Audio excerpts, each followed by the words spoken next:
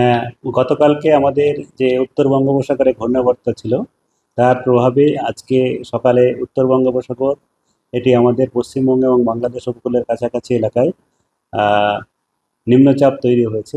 আর এই নিম্নচাপটি আগামী 12 ঘন্টার মধ্যে বা আজকে সন্ধ্যার মধ্যে সুস্পষ্ট নিম্নচাপে পরিণত হওয়ার সম্ভাবনা রয়েছে। তার সঙ্গে সঙ্গে তার পরবর্তী 24 ঘন্টা মানে আগামীকালের মধ্যে এটি আহ, অতি গভীর নিম্নচাপে পরিণত হওয়ার সম্ভাবনা রয়েছে।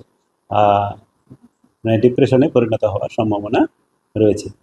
এর প্রভাবে আমাদের রাজ্যে দক্ষিণবঙ্গের জেলাগুলিতে মূলত উপকূলের জেলা এবং মধ্যবর্তী জেলাগুলোতেও হালকা থেকে মাঝারি বৃষ্টিপাত তো সব জায়গাতেই আগামী 4-5 দিন পর্যন্ত থাকবে।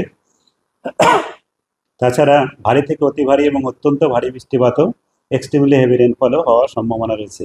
যেমন আগামী 24 ঘন্টায় আমাদের দক্ষিণ 24 পরগনা পূর্ব মেদিনীপুর জেলাতে অনেক কিছু কিছু জায়গায় ভারী থেকে অতি ভারী এবং 1-2 জায়গায় করে অত্যন্ত ভারী মানে 20 সেন্টিমিটারের বেশি বৃষ্টিপাত একটা স্টেশনে 24 ঘন্টায় হওয়ার সম্ভাবনা রয়েছে।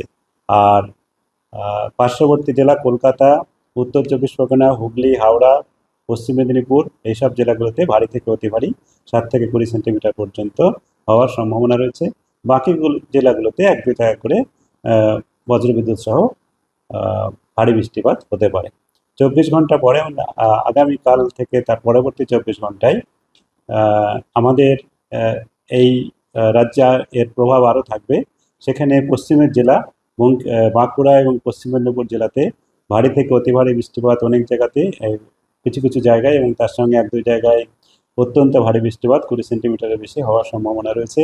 আর ভারী থেকে অতি ভারী বৃষ্টিপাত সম্ভাবনা রয়েছে সংলগ্ন জেলাগুলো পুরুলিয়া, ঝাড়গ্রাম, পশ্চিম মেদিনীপুর, পূর্ব মেদিনীপুর, পশ্চিম বর্ধমান, পূর্ব বর্ধমান এবং হুগলি জেলাতে। বাকি জেলাগুলোতে 1-2 জায়গায় হেভি হতে পারে। তারপরে আমাদের 14 তারিখে আজকে 14 থেকে 15 তারিখের মধ্যে অতি ভারী বৃষ্টিপাত ভারী থেকে অতি ভারী বৃষ্টিপাত পুরুলিয়া জেলাতে, আর বাঁকুড়া জেলাতে, ঝাড়গ্রাম জেলায়, পশ্চিম বর্ধমান এবং পশ্চিম মেদিনীপুর, বীরভূম এই জেলাগুলোতে 1-2 জায়গায় ভারী বৃষ্টিপাত হতে পারে। তারপরে বৃষ্টিপাত আমাদের আরও কমে যাবে। তারপরের দিন কেবলমাত্র পশ্চিমের কয়েকটা জেলায় ভারী বৃষ্টিপাত 1-2 জায়গায় হতে পারে। তারপরে আরও দক্ষিণবঙ্গে বৃষ্টিপাত কমে যাবে।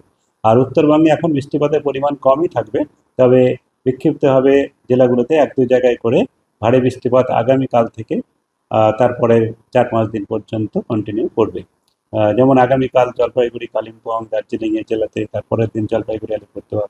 তবে সর্বমোটভাবে উত্তরবঙ্গে এখন বৃষ্টিপাত কম থাকবে। এমনিতেই ওদিকে তো বৃষ্টিপাত বেশি হয়, বৃষ্টিপাতের গড়টা বেশি, কিন্তু ওদিকে গড়ের বৃষ্টিপাত কমই থাকবে। এখন এর প্রভাবে মূলত দক্ষিণবঙ্গেই বেশি প্রভাব থাকবে। আর এর প্রভাবে আমাদের উপকূল অঞ্চল এবং উত্তর বঙ্গোপসাগর, বাংলাদেশ উপকূল, উড়িষ্যা উপকূল দমকা হাওয়া থাকার সম্ভাবনা রয়েছে, যেখানে 40 থেকে 50, দমকা 60 কিলোমিটার/আওয়ার পর্যন্ত যেতে পারে উত্তর বঙ্গোপসাগর এলাকাতে এবং সংলগ্ন আমাদের উপকূল অঞ্চলে। তার জন্যে তাছাড়া ভারী থেকে অতি ভারী বৃষ্টিপাত তো রয়েছেই। মৎস্যজীবীদের আগামী 15 তারিখ পর্যন্ত সমুদ্রে যেতে মানা করা হয়েছে। এই হচ্ছে এর প্রভাব। এবং আমাদের কলকাতা সিটিতে বা কলকাতা শহর বা তার সংলগ্ন এলাকাতে আগামী 24 ঘন্টায় ভারী থেকে অতি ভারী বৃষ্টিপাত হওয়ার সম্ভাবনা রয়েছে। বেশ কয়েক পশলা হালকা থেকে মাঝারি, তার সঙ্গে 1-2 পশলা করে ইন্টেন্স মানে তীব্র বৃষ্টিপাতও হওয়ার সম্ভাবনা থাকছে। এবং সর্বমোটভাবে 24 ঘন্টায় ভারী থেকে অতি ভারী 7 থেকে 20 সেন্টিমিটার পর্যন্ত বৃষ্টিপাত কলকাতাতে হওয়ার সম্ভাবনা রয়েছে।